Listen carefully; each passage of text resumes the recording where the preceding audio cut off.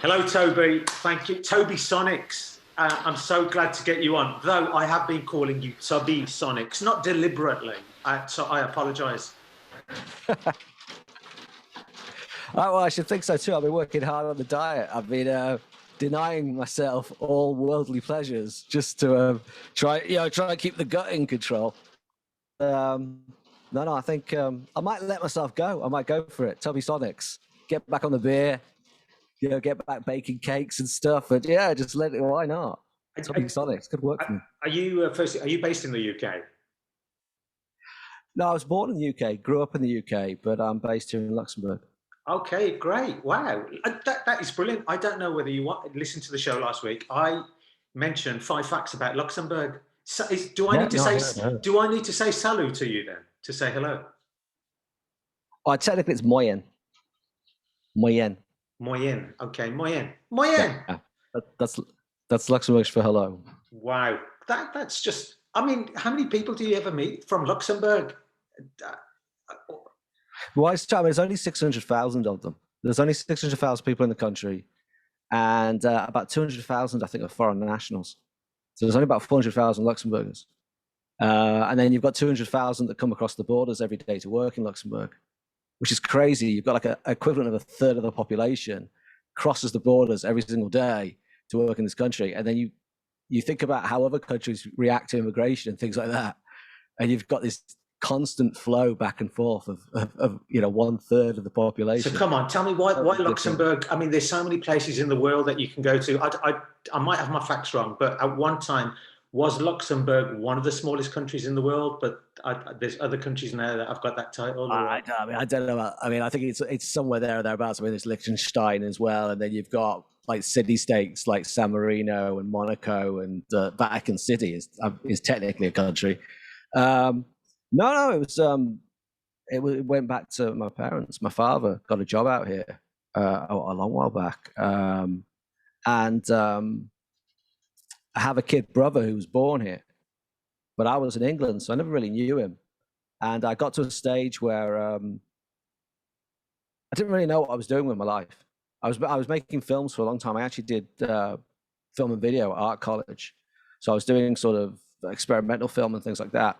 And when I stopped doing that, I just kind of, it was like I sort of switched the light on and my life was just this empty room. I had no idea what to do with myself, but I had a kid brother who was 9, 10 years old.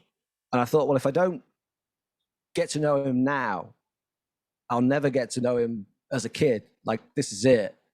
So, I came over really to get to know my kid brother, and that. Yeah, I mean, it was a rare moment of common sense in an otherwise confused life that I have. But I'm really. Are you calmer now? Are you calmer now? Am I calmer? I'm all right. I have chronic depression, anxiety, so I'm always in a state of being slightly wired. But that's another story though. That's been sort of 10 years with a psychiatrist and 10 years of meds and stuff like that. But but very lucky that I live here. They've got a great healthcare system here, and you get a lot of access to that stuff. And honestly, I mean, I've got to say, I'm enjoying life right now as much as I've ever. I'm just. So are you guys? So the reason why I was asking, because this all came about, this conversation was all through because of the fact of thinking about changing your name to Tobisonics. So I was thinking, wait there, is lockdown over for you? Then suddenly realizing that you're in Luxembourg, but the rules obviously you might not even be having. Have you got lockdown in Luxembourg? We did. We went into lockdown last spring. We went back in 2020. We went into lockdown in the spring, but since then we haven't been back in lockdown. We were in lockdown for a couple of months, and we've had. Around Christmas time, it was pretty strict. There was a lot of curfews and limits and stuff like that. But Luxembourg hasn't yet gone back into a full lockdown. We've stayed out. Oh, wow. That's another good reason to go to Luxembourg, just so that there's no lockdown. I mean, so you've had no excuse not to drink beer, then you've been drinking beer. You've been able to go to the pubs. I don't know, do they have pubs or is it more cafes? It's a bit of both, but I mean, it's basically a sort of Northern European Germanic culture, so they're not dissimilar to the English in that way. I mean, they like their drink, they like to drink a lot, but they tend to drink more at home. They're not. The English are a bit unusual in that the English will get their load on in public. Like, we don't have any shame about we don't keep it private. We like our drinking to be a public affair. Whereas most other European cultures, they do drink a lot, but they tend to do it in the privacy of their own home. For the good and the bad of that. It's not necessarily better, but it's just different. But no, there is just a fair amount of drinking here. But no, I've been off the beer for a while, actually. Been behaving myself. That's good. Look, thanks so much for educating us in terms of the social cultures within Luxembourg itself. So come on, why Tobisonics? Is your name Toby? My name is Toby, although my name is spelled with a Y, not an I. And I spelled it with the I just because it looked better on on things like Twitter and Facebook and stuff like that. When you just with the I in the middle of it, looked better. I actually quite like it now. So I jokingly think I might change my name to Tobisonics. I think I might change it by default or something. No, I used to go by Toby. I used to go by Tobi, and I did a series of remixes that way. But every time I did it, Spotify would create a new Toby profile for me. And it was a complete nightmare because I couldn't get any traction on anything. Because every release, by the time I got it sorted out through DistroKid, I'd have to speak to the artist who uploaded it, and they had to sort it out. And everything just got stuck. And on play like Deezer, all of my remixes are credited to an Australian called Toby. There's an Austrian accordion player who's there looking at his Deezer thing, thinking, I didn't do these remixes. What are they doing here? Yeah. So I thought I've got to have a name that is different. And I'm looking at all these young producers coming up, and they're all called cool things like Penguin Prism and stuff like that. And I'm thinking, I want a name like that. They've all got superhero names. I want a superhero name. So I'm going to have like Tobisonics. So, yeah. So were you inspired by Sonic the Hedgehog? No, it just means Toby noise. I just think about it like that. I just think of myself as a noisemaker. I just make electronic pop noise. Brilliant. So Tobisonics just means Toby noise. Wonderful. So look, let's find out a little bit about your recent track that you've released. So can you, because is it it's a collaboration, isn't it, where you've got a Scottish poet who's, if you can give us more information, that would be wonderful. Yeah, myself and Chris Ingram, We Scots Poet, we're both moderators for Fresh on the Net. We both volunteer to moderate Fresh on the Net, which is run by Tom Robinson, who does the BBC Introducing Mixtape on BBC Radio 6. And what Tom did a while back now is he thought, instead of just having people sending him tracks in private, he'd have this sort of public inbox where, as long as you've got a SoundCloud link, you can put it in there on a Monday morning. We get to 200 tracks, we close it up. The moderators vote on the favorites. That gets then, the listening public pick their favorites, and that gets turned into a top 10 to be printed on Monday. So yeah, we're both moderators doing that. And pretty much Chris wouldn't leave me alone. He hounded me. He hounded me. I mean, it got to the stage where I was listening to a track on a radio show that a mate of mine does on Saturday nights on XLFM, Trust the Doc. And I was listening to this French pop song. And I think, I've got to do something in French. This is so cool. And immediately Chris is there on Twitter going, no. You got to work with a Scottish poet. Immediately, I'm like, okay, fine. We'll do something. Just leave me alone. No, it's, in all seriousness, I heard Chris do, because he runs he's got a radio show himself, and he played an old German track from the 1920s, and he'd got a translation of it, and he was reading it out. And Chris has got one of these voices that it just makes you want to listen to it. It's got this great kind of texture and tone to his voice. And I thought, yeah, we can do something with this. So I built the production for him. And my idea was to do something that just celebrated the little things in life. And he sort of took that idea and ran with it and turned it into this sort of psychedelic kind of expansive conversation between a father and a newborn child about life, the universe, and everything. And that's where all of the kind of that. And I remember putting it together thinking, if we get this right, it's going to be beautiful. But if we get it wrong, we're going to it's one of those tracks, and it's kind of proven that way as well. Some people who love it, really love it. They really love it for the wackiness of it and all that. And then for some people, it just doesn't work. You know what? I want to say to you, I absolutely love it. I think it's a fantastic track. I just love, that whole kind of retro feel to it, the 70s, 80s, disco. The way it starts, wow. That whole funk element in it. I'm dancing, as soon as I start hearing the beat and what have you. And then obviously Chris comes in with his spoken word piece. I think it works beautifully. I really do enjoy it. Hence the reason why I'm going to play you again next week. It's great. I mean, that is exactly what we were going for, was that just something that would bring the disco to people's homes in a sense. It's like, disco is the electronic genre for hard times. I mean, if you look at where disco was born, like you take like in the 70s, where like New York was kind of eating itself in the middle of this heroin epidemic, and it was a hard everybody right then, and they needed their escape. They needed their Saturday Night Fever. And that's what I thought, that's what people need now. It's hard times right now for people, and they need something that's just fun and psychedelic and science fictiony and sort of astral, that we've got that wacky kind of sort of Parliament funk vocoder kind of baby kind of, I know it's Space Baby or whatever it is. And then this really kind of sort of tight, kind of funky, kind of bass line driven kind of beat. So the track itself, it's called Wee Little Things. It's called All the Little Things. All the Little Things. Although sorry.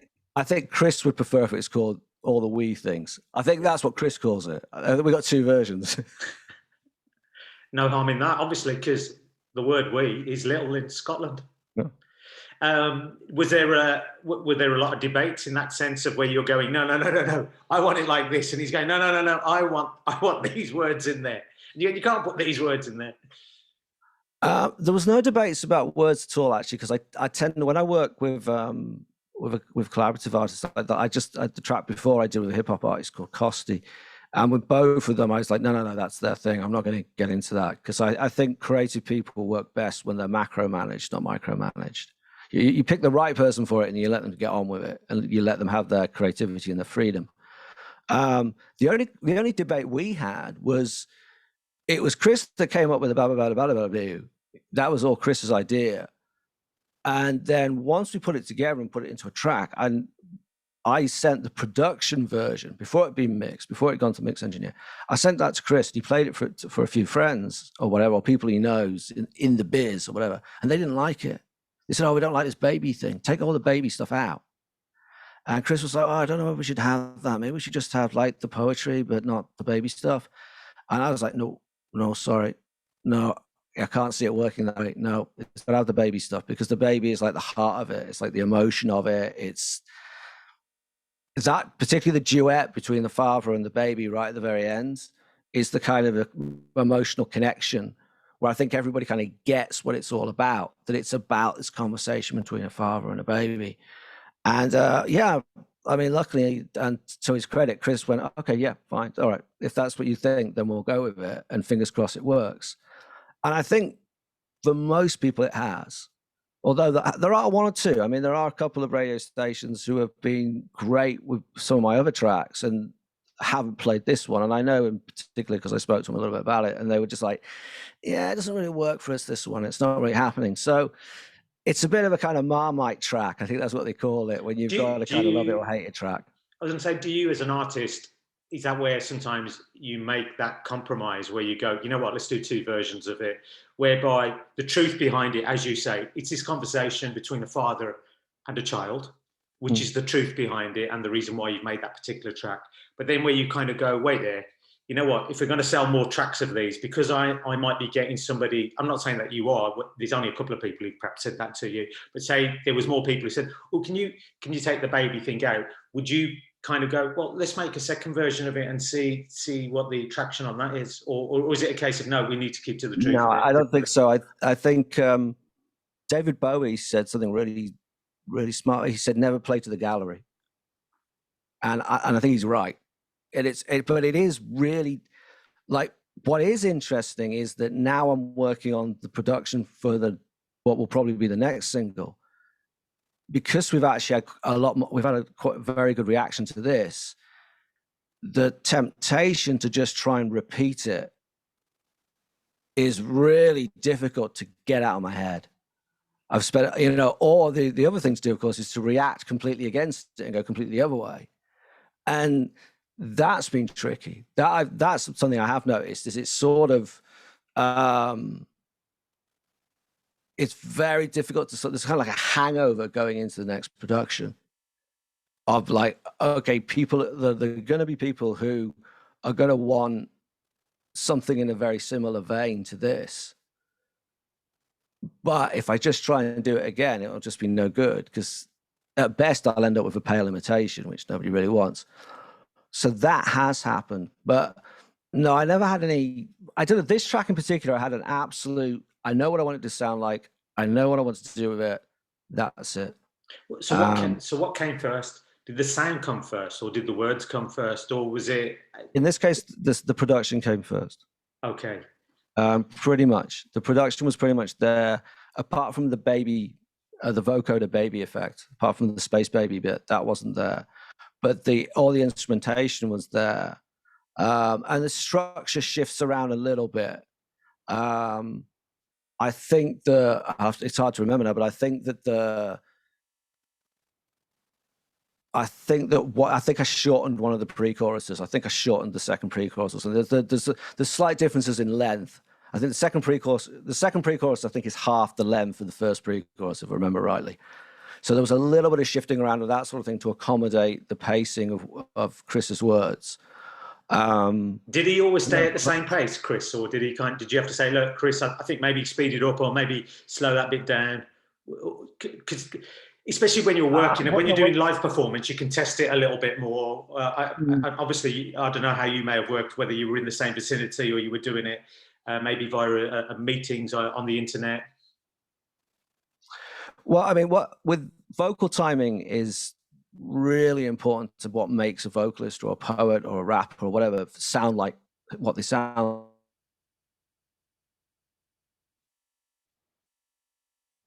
like.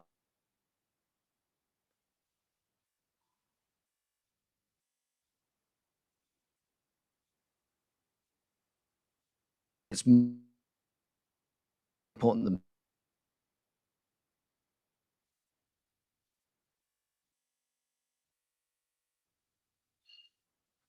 Seem to have lost you, Chris. Chris, I'm calling you now, Toby.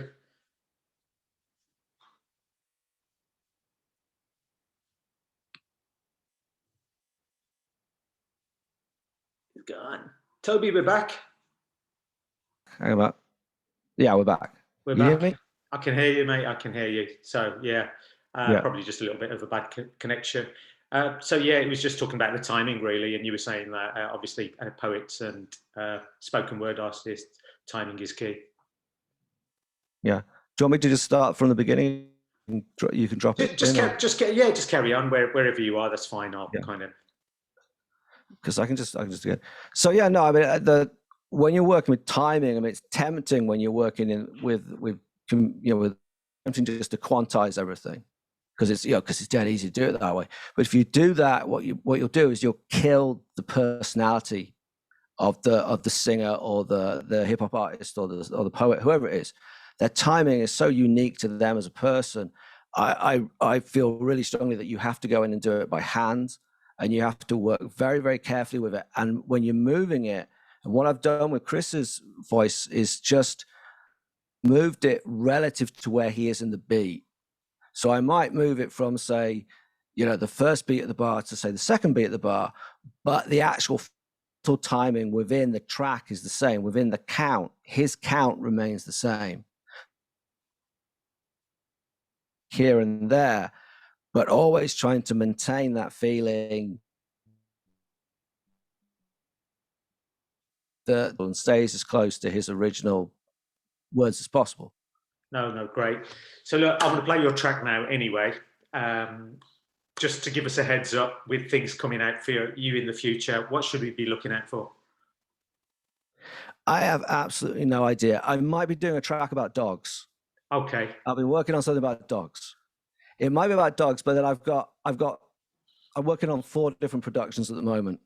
So I have no idea it will depend on which artists I collaborate with, what gets finished first.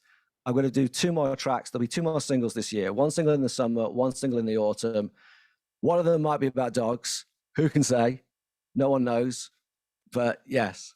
But just find me on Tobisonics, social media, streaming, YouTube, you name it. It's all the same. Tobisonics. And just, yeah. Brilliant. Just Before you go, tell me why Luxembourg's so great. Here's your chance to sell it. Well, because it's small and I'm short, so proportionally I'm taller in Luxembourg.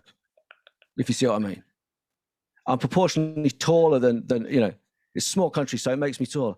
Well, why is it a great country? Do you know? Because it's just a beautiful countryside. I just love living out there. I'm a country bumpkin. You know, I like living out the sticks with my dog, taking them out into the fields and forgetting about the world and just getting out there, just me and the dog, and he's sniffing about and getting into mischief. And I'm just glad that you like dogs, because I was waiting for you to say, I hate dogs, even though you're making a song about dogs. No. It's gonna be a positive song about dogs being awesome. That's Brilliant. What it's gonna be. Well, listen, Toby, I really appreciate you taking time out. Apologies for calling you Tubby, but thank you so much. Let's hear your new track. I appreciate it. Thanks, mate.